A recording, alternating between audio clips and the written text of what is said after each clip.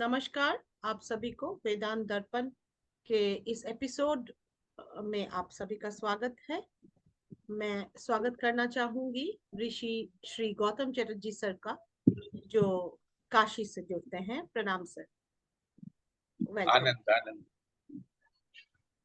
हर रोज हर एक एपिसोड में हम लोग कुछ ना कुछ नए नए टॉपिक्स पर यहाँ आलोचना कर रहे हैं, और बहुत अच्छा इस पर अगर अगर आप लोग एपिसोड्स को देखिएगा तो सुनिएगा उस पर कि उस पर किस प्रकार से उसको वैदिक सभ्यता के साथ में, वैदिक वेदांत के साथ में जोड़ के किस प्रकार से आलोकित कर रहे हैं सर। इस पर आज पूछना चाहूंगी सर, प्रकृति, ये पूरे विश्व में ग्लोबल वार्मिंग, इसका एग्जैक्ट हिंदी क्या होगा कि जो मतलब वो उष्णता, वो जो गर्मी चारों तरफ हो रही है विश्व में, जिससे तापमात्रा चारों तरफ इतना ज्यादा हो रहा है, और उसके फलस्वरूप बहुत सारे परिवर्तन हो रहे हैं जीवन में, आसपास, प्रकृति में, परिवेश में हो रहा है सर, पर्यावरण में। इस पर काम भी बहुत कर रहे हैं, साइंटिस्ट काम कर रहे हैं, बहुत लोग इस पर काम भी कर रहे हैं कि किस प्रकार इस पर्यावरण के, पर ये बहुत बड़ा एक चैलेंज है आज के डेट पे।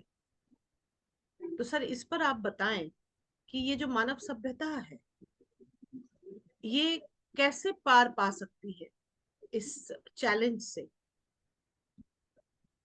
और क्या क्या रास्ता है इसके लिए, और वेदांतिक एस्पेक्ट में अगर इसको दर्पण में देखा जाए दूर से, तो क्या आप एक सियर हैं सर, तो आप बताएं आपकी दृष्टि में क्या दिख रही है और क्या इसका उपाय है। जी सर बोले। संगमित्रा जी, ये विषय भी बहुत इम्पोर्टेंट है। लेकिन मुझे लगता है कि ग्लोबल वार्मिंग यानी कि वैश्विक ताप वृद्धि, इस विषय पर उपयुक्त व्यक्ति तो वही होंगे जो साइंस से जुड़े हुए लोग हैं, जो ये बताएंगे कि ग्लोबल वार्मिंग क्यों हो रहा है और इसका समाधान क्या है। दूसरे दूसरी पंक्ति में ये बात है कि इस पर भी पिछले 30-40 सालों से हमारे जो विज्ञानियों ने हमारा ध्यान दिलाया है ओजोन को लेकर और ये जो तापमान में वृद्धि को लेकर, और उन्हें रास्ता भी बताया है, कारण भी बताया है। तो मुझे लगता है कि नए सिरे से कुछ भी जानने जैसा नहीं है। सिर्फ ये हो सकता है कि उन्हें हम दोहराएं। अब ये है कि विज्ञानी जो भी बता रहे हैं वो सिर्फ वैज्ञानिक दृष्टि से या फिजिक्स की दृष्टि से या फिजिकल साइंस की दृष्टि से कि तापमान में वृद्धि हो रही है। तापमान में वृद्धि या जो ग्लोबल वार्मिंग है, जिसका असर इंसान पर ही आ रहा है, तो ऐसे में हम पूछते हैं कि मानव सभ्यता, अब इसको मानव सभ्यता कैसे बोल रहे हैं अगर उसका कारण ये बताया जा रहा है कि लोग पेड़ों को काट ले रहे हैं, पहाड़ों को काट रहे हैं, तो ये तो मानव असभ्यता हुई। आधुनिक मनुष्य तो असभ्य हुआ।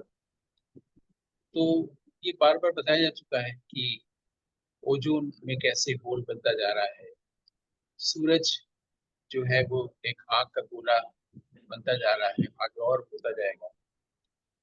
तो हालांकि इसमें समझने लायक बहुत सारी बातें नहीं भी आती। हम लोग तो, मैं और आप अगर सामान्य लेमैन दृष्टि से देखें, तो अगर सूरज आग का गोला होता जा रहा है और आगे और हो जाए, उसका वृक्ष से क्या लाभ, वृक्ष से क्या संबंध, वृक्ष को काटने से सूरज को क्या मतलब है। सूरज से वृक्ष को तो कुछ मिल रहा है, पहाड़ को तो मिल रहा है, लेकिन पहाड़ काटने और वृक्ष काटने या जंगल काटने से सूरज पर प्रभाव कैसे जा रहा है, ये एक मेरा एक लेमैन का प्रश्न है कि ऐसा क्यों हो रहा है। हाँ, ये है कि प्रकृति में परिवर्तन हो रही है, परिवर्तन हो रहा है, और उसमें ये तापमान में वृद्धि होती चली जा रही है। और जब आदमी को लगता है कि पहले मैक्सिमम 40 टेम्परेचर होता था, वो 42 हुआ, 46 7 हुआ, फिर 50 क्रॉस कर जा रहा है। तो ये जो तापमान में वृद्धि हो रही है, इसके लोग कारण ढूंढते हैं मौसम विज्ञानी। तो मौसम विज्ञानी हमें बताते हैं कि इन इन कारणों से हो रहा है, अगर आप ऐसा न करें तो शायद ये वृद्धि ना हो। तो ऐसा एक बार सभ्य मनुष्य, जो पार्शियली असभ्य भी है, वो चाहे तो ऐसा करके देख सकता है कि जंगलों को काटना बंद कर दे, पहाड़ों को काटना बंद कर दे, और फिर देखें कि जो 48 50 52 टेम्परेचर हो जा रहा है भारतवर्ष का, विश्व में तो और जगहों पर भी होता है, तो शायद यूरोपियन देश में नहीं होता है। वहां तो लोग समर की प्रतीक्षा करते हैं गर्मी की, और उनको उष्णता चाहिए होती है। तो वो ऐसा करके एक बार देख सकता है इंसान कि हम नहीं करते हैं, तो क्या 48 टेम्परेचर जो है वो 38 में आ जा रहा है? तब तो मौसम विज्ञानियों कारण दिया है, वो तय होगा ना कि हाँ सही है।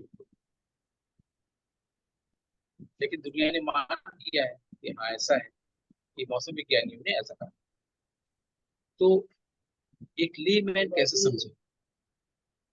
लेमैन, हम जैसे लोग, अगर सचमुच में हम लोग, मैं तो लेमैन ही अपने आप को मानता हूँ और जानता हूँ, मैं तो अप्रोच ऐसे करना चाहूंगा कि अगर हम इस पूरी इस जिस विषय पर बात कर रहे हैं, ग्लोब और ग्लोबल वार्मिंग, तो हम सीधे सीधे इसको देखेंगे कि फिजिक्स का विषय है, मौसम विज्ञान का नहीं। और फिजिक्स में फिजिसिस्ट चीजों को कैसे देखते, और फिजिक्स में गर्मी को लेकर कोई भी बात है क्या, या कभी किसी ने सोचा है क्या?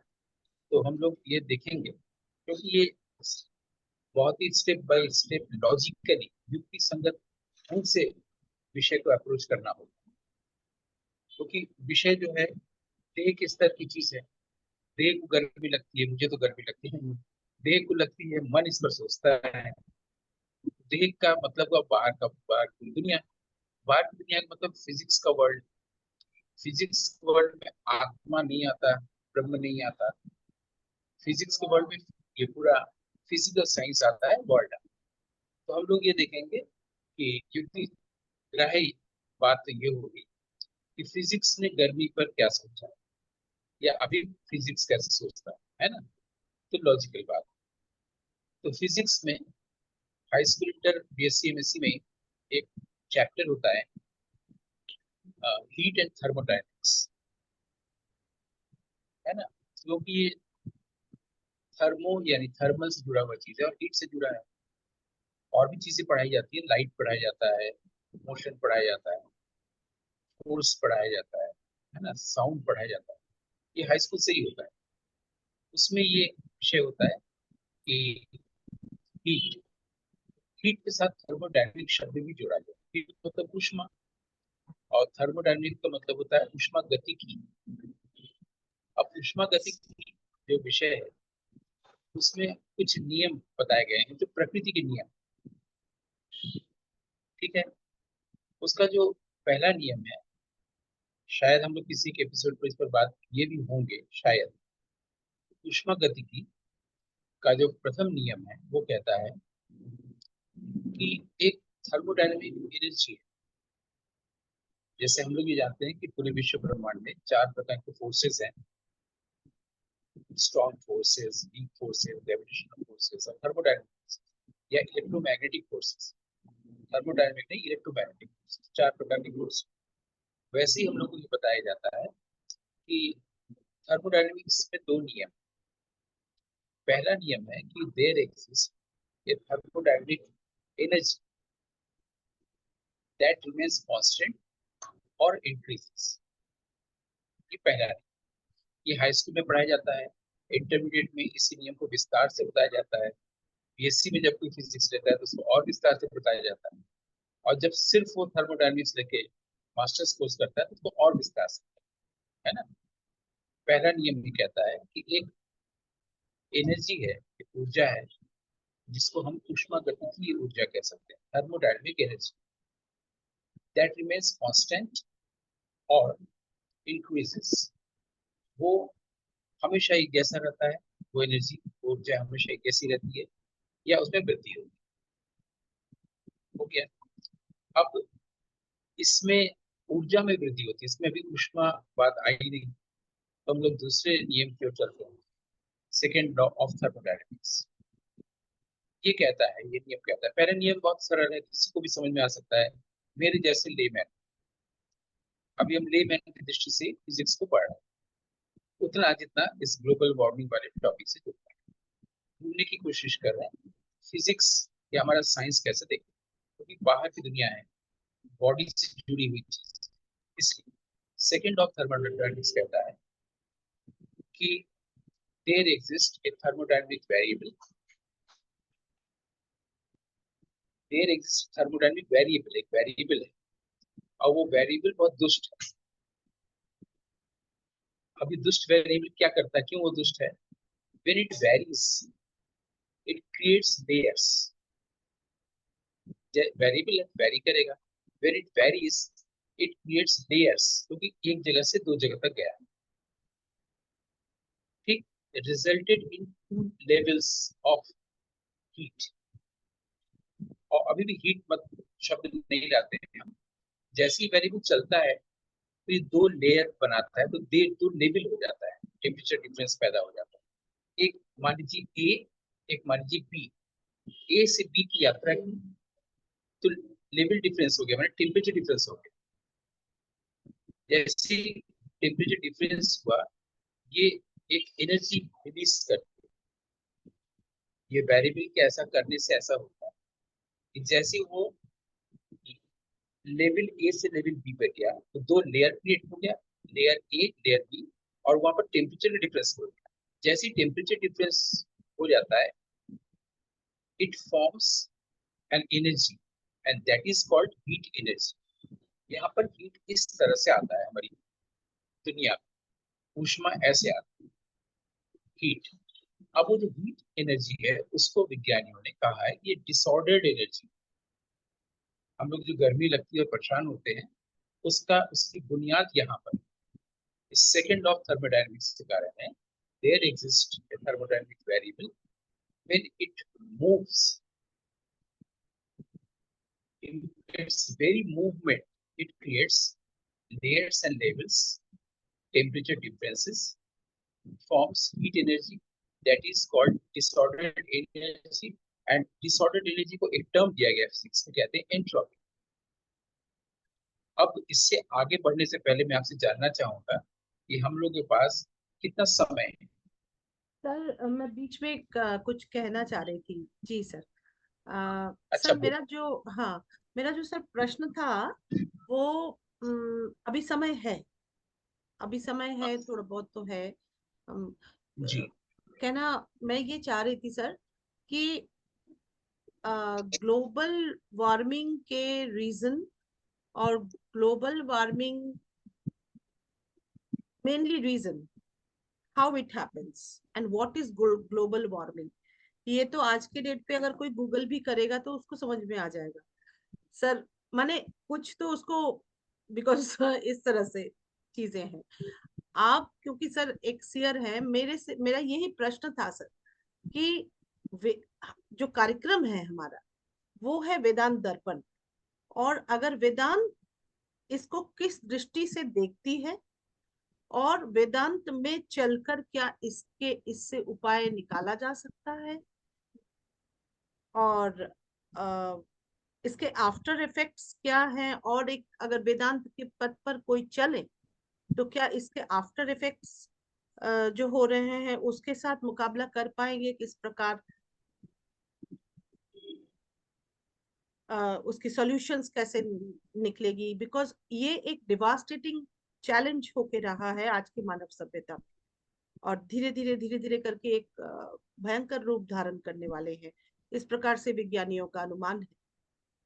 तो ये तो विज्ञान कहती है और वो सामने डिटेक्ट करके दिखा रहे हैं, पर वेदांत दर्पण वेदांत के पथ पर चलकर क्या ऐसे समस्याओं का समाधान हो सकता है, और कैसे वेदांत इस पर क्या कहेगी। क्योंकि ये मानव सभ्यता है, ये जगत की चीज है, वेदांत को कोई लेना देना नहीं है इससे। पर वेदांत के पथ पर चलकर कोई इससे तो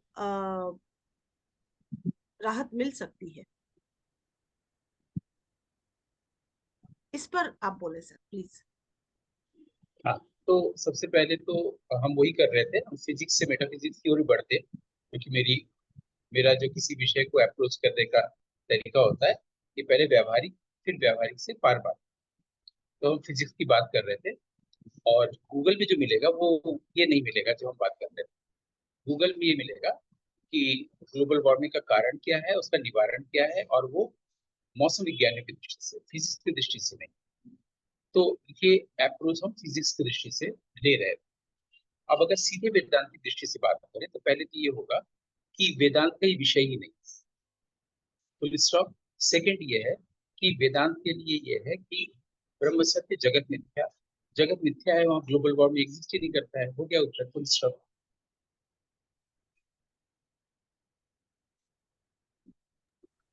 जी आ, सर बिल्कुल सही। वो तो है ही, वेदांत में ये एप्लीकेबल नहीं। पर अगर वेदांत के पथ पर चलते हैं, वेदांत को भी तो अप्लाई करना पड़ेगा लाइफ में। वेदांत अगर है तो वो एप्लीकेबल कहाँ है? हर जगह ये तो है। मैं बोल रहा हूँ, जी ये सर। वेदांत का विषय ही नहीं है। है ना? तो अगर वेदांत की दृष्टि से वेदांत का देखने विषय के आत्मा बाद। है। वेदांत का विषय बॉडी नहीं है, देह नहीं है, वेदांत का विषय आत्मा है। ग्लोबल वार्मिंग देह से जुड़ा चीज है, जहां पर जी वो मिथ्या है। जी और मैं अप्रोच कर रहा था, फिजिक्स से मेटाफिजिक्स की तरफ आ रहा था। जी जी जी पारमार्थिक तक आता, या व्यावहारिक से पारमार्थिक तक आता, लेकिन वो आपको अभी फिजिक्स और सेकंड लॉ में शायद रुचि नहीं रही है, इसलिए आपने कहा वेदांत का ये विषय ही नहीं है ग्लोबल वार्मिंग। वेदांत के विषय आत्मा को जाने, तो फिर विषय ही ऐसा होना चाहिए जो आत्मा को जानने से जुड़ा हुआ हो। वहां देह आता ही नहीं।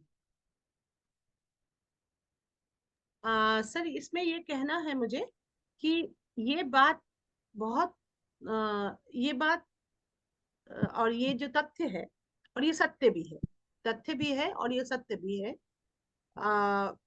स्टिल कि वेदांत देह को लेके ले नहीं है और आत्मा को लेके है। जो इसको प्रैक्टिस कर चुके हैं, अनुभव कर चुके हैं, वो इसको समझेंगे। केवल किताबी किताबों का ज्ञान नहीं है, ये ऋषि मुनियों का उपलब्धि किया हुआ चीज है।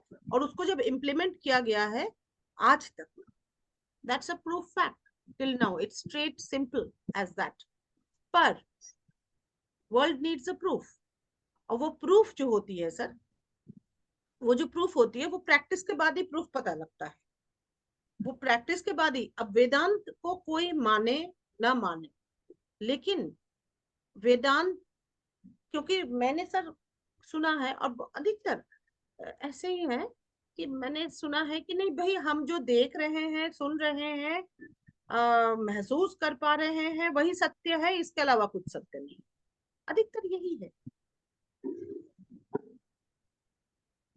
मैं उस स्तर पर जा करके, वेदांतिक दृष्टि में अगर इसको देखा जाए तो कैसे होगा? वो ना देखें, वो उनकी इच्छा है, या वो देखना ना चाहे। पर अगर चाहे, अगर चले, तो हो सकता है राहत मिले, हो सकता है नहीं, होगा ही। क्योंकि कार्यक्रम सर वेदांत दर्पण पर है, और सत्य के पथ पर चलकर कोई धोखा नहीं खाया आज तक। वो सत्य को जाना है, वो खुद ही इल्यूमाइंड हो गया है। दैट इज, अगर वो प्रूफ है तो ये भी तो प्रूफ होगा। ये बिल्कुल। जानना चाहेंगे सर आपसे। तो इसको पहले सरल कर लें, कि सबसे पहले आप मुझे ये स्पष्ट कर दीजिए, वेदांत क्या है और उसकी प्रैक्टिस कैसे की जाती जी सर। वेदांत तो अगर छोटे शब्द, कम शब्दों में समझा जाए तो ये देह नहीं है, ये आत्मा है, अहम ब्रह्मास्मि। इसके तीन चार थंब पॉइंट्स अगर बोले नटशेल में, अहम ब्रह्मास्मि तत्वमसि, अर्थात मैं, मतलब ये छोटा मैं नहीं, बिगर सेल्फ। वो जो आत्मा है वो इल्यूमाइंड है। Every soul is potentially divine, Swami Vivekananda ji ने बोले थे। अर्थात हर आत्मा में वही है।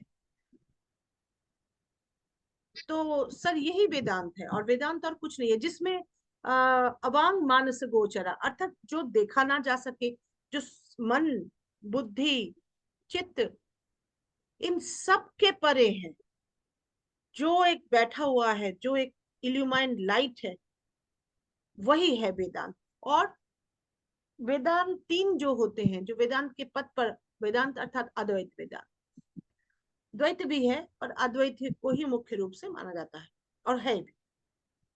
अर्थात वो खुद ही लाइट है, उन्हें कहीं, हालांकि ये ज्ञानियों का पथ, ये ज्ञानियों का पथ है, भक्ति मार्ग का पथ नहीं है। पर इसमें रीजन भी है, इसलिए ज्ञानी इसको माने। इसमें कारण समझाया गया है, it's proof, it's practice before. तो ये है, तो वेदांत यही कहती है, जहां पर प्रकृति है, जो क्या ग्रीन है, उसके पास तो कलर भी कुछ नहीं है, निराकार, एवरीथिंग इज अहम ब्रह्मास्मि। तो उसके अंदर एवरी सोल, उस सोल में जो पोटेंशियलिटी है, वो जो लाइट है, वो जो दिख जाता है, बाकी सब कुछ बाहरी जीरो है, शून्य है वेदांत के लिए। ये है वेदांत का सार, अगर बोला जाए सर। बाकी काफी पुस्तकें हैं उसके ऊपर, कोई पढ़ के उस पर जान सकते हैं इस पर। नहीं, ये बहुत अच्छी आपने पूरी बात बहुत अच्छे से बताई। इसको आप एक लाइन में बता सकते हैं वेदांत क्या है, सारांश पूरी चीज का, अगर एक लाइन में कहना हो। वेद का अंत है सर, वेद उसकी जो सार है, कि अर्थात अपने क्या, आप को ही ब्रह्म, क्योंकि जो मैं ब्रह्म। ले आपसे पूछता हूँ कि जी, वेदांत क्या है, तो आप उसको एक लाइन में कैसे कहेंगे? हो सकता है एक आप एक लाइन दर्शन में है, ये भी ये कह एक दें कि अहम फिलोसॉफी है। ब्रह्मास्मि भी कह जी, सकते हैं, जो आपने कहा। फिलोसॉफी है वेदांत। जैसे कई दर्शन आए, वेदांत भी एक फिलोसॉफी है। कई दर्शन आए, और दर्शन कैसे आए? दर्शन ऋषि मुनियों के थ्रू आए हैं। इतने पहले जब वैदिक युग था, उस समय में उनके थ्रू ये आया हुआ था, कि ये उपलब्धि हुई थी कि हर एक जो आत्मा है, वो ब्रह्म तक, वो ब्रह्म ही है। और उस आत्मा को पहचानना ही वो जो जर्नी है, वही वेदांत की एक जर्नी है। अर्थात एवरीथिंग, जो मैटर है, there is nothing called matter, वो स्पिरिट को जानना और उस वही पे रहना ही एक मतलब वेदांत। मैं आपकी बात को एक वाक्य में मैं कर देता हूँ कि जो आत्मा है या ब्रह्म है, उसको जानना ही वेदांत की पूरी दुनिया है, यही ना आप कह रही हैं? ठीक। अब इसका प्रैक्टिस कैसे किया जाएगा? उसका प्रैक्टिस इस तरह किया जाएगा सर, उसके कुछ नियम है, उसके कुछ हाँ, नियम मतलब है। हम प्रैक्टिस किस चीज का करेंगे? आत्मा को जानने का ना, जी, ब्रह्म को जानने का ना, उसको पहचानने का ही तो अभ्यास करेंगे ना। यानी अभ्यास। क्लियर हो गया, आपने आपने कितने सरल ढंग से बता दिया वेदांत क्या है, उससे प्रैक्टिस कैसे करें। मतलब आपने ये कहा एक लाइन में, बिल्कुल ठीक है, कि आत्मा या ब्रह्म जैसी कोई चीज है उसको जान, और जानने के लिए जो कुछ भी करना वो अभ्यास है। क्लियर? इसमें ग्लोबल वार्मिंग कहाँ से आता है? वो पुरुषकार द्वारा जानकारी होती है, प्रकृति के द्वारा नहीं होता, प्रकृति को जीतना होता है।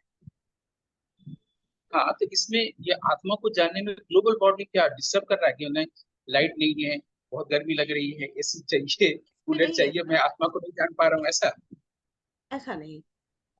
इसमें ये है कि ग्लोबल वार्मिंग को देखने और परखने, देखने और उसको सफर करने की, उसको सफर करने की, उसको तो जो। इससे पहले देखें, पहले ग्लोबल वार्मिंग को देखने जाए कि पहले आत्मा को पहचानने जाए? जो पहले आत्मा को जानता है वो फिर इस पर बात कर पाएगा ना। बिल्कुल, जो बिल्कुल। वेदांती होगा वो आत्मा को जानता होगा ना। और जाहिर सी बात है कि उसके बाद हम लोग ये वाक्य बना सकते हैं कि ये प्रैक्टिस करने की चीज ही नहीं है, तो रियलाइज करने की चीज है। जैसे कि आपने कहा कि आत्मा को पहचान, जानना ना, रियलाइज करने की चीज। तो पहले रियलाइज कर लेंगे, फिर किसी चीज विषय पर बात करेंगे, ग्लोबल वार्मिंग बात करेंगे। जी, तो पहले पहले ये कर लिया जाए, आत्मा की पहचान हो जाए। जी, जी, जी, जी। आत्मा की पहचान, हाँ बिल्कुल सर, उसका तो हम लोग जो पिछले एपिसोड्स कर चुके हैं, उसमें हम लोगों ने, आपने काफी इस पर कर्म के द्वारा किस प्रकार प्रैक्टिस की जाती है, इसकी सारी विधाएं, और जो भी है ना? मतलब वो, हाँ। आत्मा को जानता है वो वेदांती हुआ ना। जी, तो उसके बाद वेदांत की दृष्टि होगी, जी, फिर वो वेदांतिक दृष्टि से ग्लोबल वार्मिंग को देखेगा। जी, ठीक है यहाँ तक? जी है ना। तो पहले आत्मा को जानने का की सारी चीजें हो जाए, फिर जी जी दृष्टि आए, बिल्कुल। फिर वो उसके बाद ग्लोबल वार्मिंग पर अब वेदांत की दृष्टि को, लाइट को देखे, जी लाइट को कास्ट करे, है ना। तो इस मुझसे पहले तक जो आत्मा को जानते हैं, जो वेदांती हैं, उन्होंने इस तरह के विषयों पर क्या कहा है। सर मुझे पहले ये हमको नहीं अपने मालूम। सीनियर्स को जानना होगा ना, कि हमारे सीनियर्स ने ऐसे विषयों पर क्या कहा है, तब ना उसके आगे बोलेंगे या उसको दोहराएंगे, अगर वो अच्छी बात है तो। मुझे इस वक्त नहीं ध्यान आ रहा है, ये आलोचना का विषय है पूरे विश्व में, पर वेदांत के मार्ग पर चलने वाले, उपलब्धि करने वाले और उस जीवन धारण करने वाले, उनका अगर कहा जाए तो उनके जो जीवन है वो उनका यही सुझाव रहता है, या मुझे जितना लगता है सर यही यही होगा। मैंने इस टॉपिक के ऊपर ऐसा कुछ सुना नहीं या देखा नहीं, नहीं कोई भी है। वेदांती होगा, कोई भी वेदांती होगा जो आत्मा को जानता है, वो मेरे जैसे लेमैन को यही कहेगा ना कि आत्मा को जानो, देह को मत जानो, प्रकृति को जानने की जरूरत नहीं है। तुम आत्मा को जानो, पूरा जीवन इसमें तुम अपना गुजारो, यही तो कहेगा। बिल्कुल बिल्कुल। क्योंकि तुम जितना तुम बाहर की दुनिया में जाओगे, उतना हाँ तुम आत्मा से दूर होते चले जाओगे। जी बिल्कुल। तो हम लोग आत्मा से दूर होने की कोशिश कर रहे हैं जब ग्लोबल वार्मिंग की बात कर रहे हैं। True true. इसलिए जानना जरूरी है कि ग्लोबल वार्मिंग किस चीज का विषय है। प्रकृति का विषय है, देह का विषय है, फिजिक्स का विषय है। जब उसको जान लेंगे, उसके लिमिटेशन को जान लेंगे, तब तो मेटाफिजिक्स या फिलोसॉफी या वेदांत की तरफ आएंगे। जी तो वही तो कर रहे थे। जी जी। अब ये आत्मा हुआ। को सर, आत्मा को जो जान चुका है, मैं मुझे लगा कि आत्मा को जो जान चुका है, और जो, क्योंकि ये जो कार्यक्रम हम कर रहे हैं और ये जो प्रयास है, ये जो कर्म है, ये जो समय है हम व्यतीत कर रहे हैं, आप भी व्यतीत कर रहे हैं, इसके पीछे एक उद्देश्य है, क्योंकि वो तो उद्देश्य के क्लियर हो बड़ा चुका है। है नहीं। और वो उद्देश्य तो क्लियर यही हो है। चुका जी सर, उद्देश्य मैं वही उस पर आती हूँ कि उद्देश्य सर यही है कि अब आप वहां से अपियर होते हैं, मैं यहाँ से अपियर होती हूँ, और हम लोग अपना जो समय इस पर दे रहे हैं, उसमें लाभदायी जीवन में क्या मिले, कि अगर वैदांतिक दृष्टि में इसको देखा जाए, या वेदांत इस पर कुछ कहती तो नहीं है, पर अगर वेदांत के पथ पर चले कोई, जैसे उदाहरण स्वरूप मैं ये कह सकती हूँ सर, योगा बहुत प्रकार के हैं, कोई इस प्रकार की योगा कर रहे हैं, वो कर रहे हैं माइंड कंट्रोल कर रहे हैं, कोई म्यूजिक से योगा करे, कोई बहुत अच्छा खेलता है, स्पोर्ट्स करता है, वो कहता है कि 4 घंटा अगर हम स्पोर्ट्स रनिंग करेंगे और वो करेंगे तो मैं दूसरा काम कर सकता हूँ या कर सकती हूँ, इस प्रकार से ये है। इस प्रकार वेदांत भी लाइफ का एक सबसे बड़ा सॉल्यूशन है। तो वो जो सॉल्यूशन आता है कि जहां पर जाकर और कोई प्रश्न ना, जी हाँ मैं संतुष्ट हूँ, इस पर मेरा सॉल्यूशन हो, तो अगर उस पथ पर वो चले, उस दृष्टि से देखें, तो हो सकता है कि जो गर्मी लग रही है वो कुछ नहीं है उनके लिए, गर्मी लग भी रही है, या जो डर है अभी, जो बिना डर के चलना, इस प्रकार के, क्योंकि मतलब होना, ये मैं चाहती हूँ, ये मैं पूछना इसीलिए तो चाहती प्रश्न किया मैंने कि हूँ। जी वेदांत के पथ पर चल के ग्लोबल वार्मिंग के विषय पर कैसे बात करें। कोई तो गर्मी नहीं लगेगी वेदांत के पथ पर चलेंगे, तो देह के स्तर पर वो रहता ही नहीं है। जी सर, वो आप अगर कह रहे आत्मा हैं, को दे।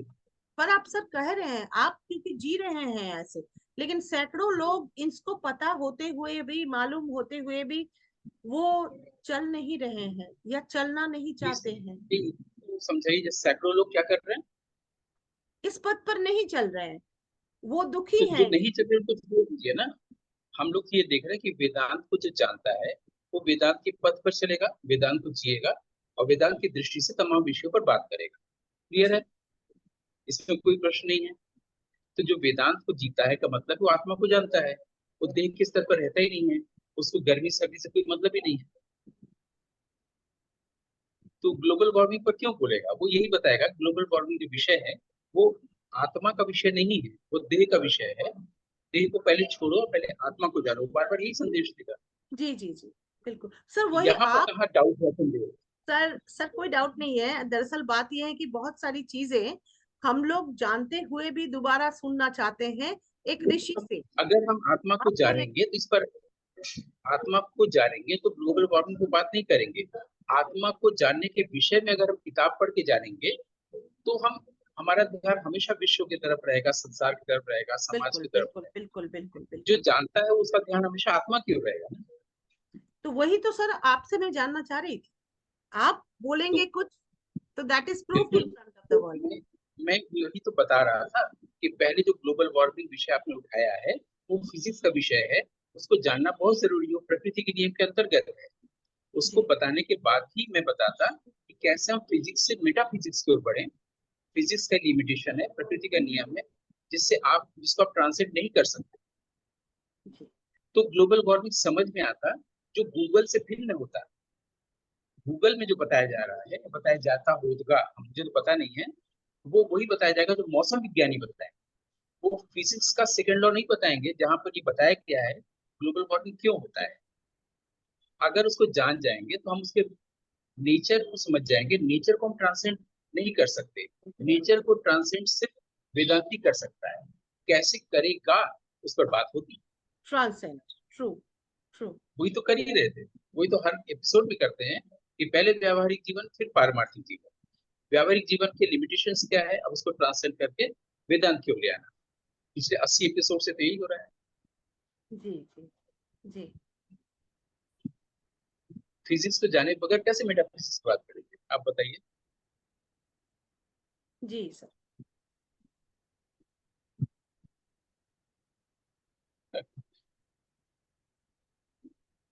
अब आप बताइए, आप होस्ट हैं, आप जो आदेश करेंगे वही होगा। हम लोग ऐसा करते हैं सर, इस एपिसोड को एक और एपिसोड कर लेते हैं, ताकि उसकी क्लैरिटी में हम फिर वहां वहां पहुंचे। जी। ठीक है। इसी के साथ इस एपिसोड को हम लोग विराम देते हैं। मिलते हैं इसी टॉपिक के ऊपर अगले एपिसोड में। नमस्कार। आनंद।